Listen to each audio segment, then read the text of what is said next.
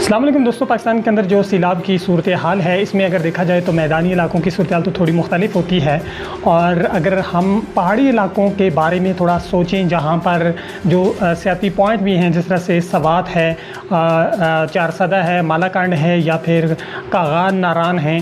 तो यहाँ पर जिस तरह की दरियाओं के इर्द गिर्द जो तबाही मची है, तो इसको अगर हम एक बार सोचें तो हमें ये लगता है कि कहीं ना कहीं पर हमारी अपनी कोताही है, हमारे अपने किए का जो है वो हमें सज़ा मिल रही है। बहुत सारी ऐसी चीज़ें सामने आती हैं जिनको देखकर इंसान कहता है कि काश ऐसा ना होता तो ये नुकसान भी ना होता। दरियाओं के इर्द गिर्द आप देख रहे हैं जो सियाती पॉइंट बने होते हैं, सियात के रुकने के जो रेस्टोरेंट बने होते हैं, तो वो बिल्कुल दरियाओं के साथ जोड़ कर बनाए जाते हैं। आप वैसे रेलवे के ट्रैक को भी अगर देखें तो रेलवे की जो इंतज़ामिया है वो अपनी हदूद के अंदर जो है वो एक ईंट किसी को लगाने नहीं देती, और अगर कोई इस तरह की हरकत कर दे तो उस पर उल्टा जो है वो केस भी बनता है, और वो जो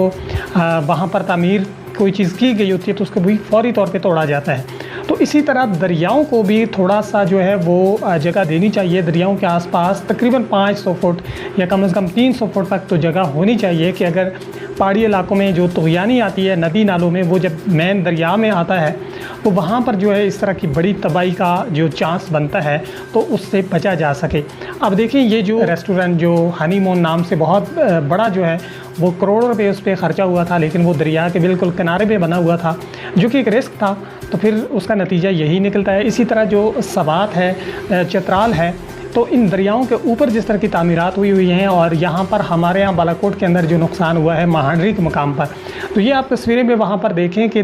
रोड के नीचे वाला जो एरिया है उसको अगर छोड़ दिया जाता, वहाँ पर तामीरात ना होती तो ये नुकसान ना होता, सीधी सी बात है।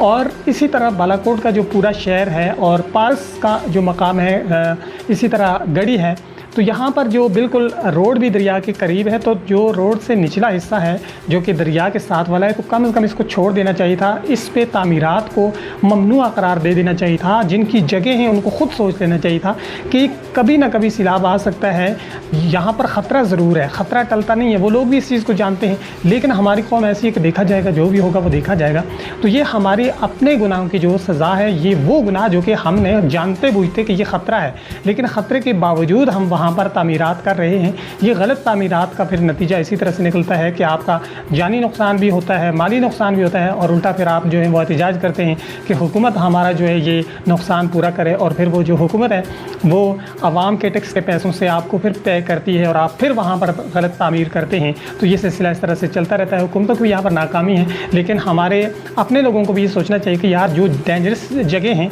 वहाँ पर हम तामीरात ना करें। इसी तरह जो सियाती इलाके, जो पहाड़ी इलाकों की मैं बात कर रहा हूँ, जो छोटी छोटी जो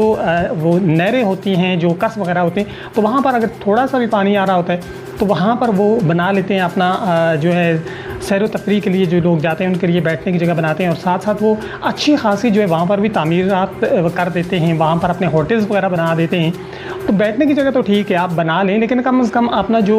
मुकम्मल सेटअप है उसको थोड़ा दूर करके रखें, ताकि वहाँ पर किसी भी किस्म का कोई फ्लड आता है, वहाँ पर तुग़यानी आ जाती है, तो उससे आप मुतासिर ना हो। बैठने की अगर कुछ कुर्सियाँ वगैरह हैं तो जब मौसम ख़राब होगा तो वो तो आप उठा सकते हैं, लेकिन मुकम्मल सेटअप जो होटल्स वगैरह बनाए होते हैं, अपने शॉप्स वगैरह बनाई होती हैं, उनको तो आप एमरजेंसी में नहीं उठा सकते। तो ये हमारी अपनी भी कोताहियाँ होती हैं, और इस पर हमारी इंतज़ामिया को सोचना चाहिए कि जितने भी हमारे पहाड़ी इलाके हैं और फिर वहाँ पर जो नदी नालों के किनारों पे जो तामीरात की गई हैं बिल्कुल दरियाओं के साथ जोड़कर, तो इसको जो है वो रोकने की कोशिश की जाए, क्योंकि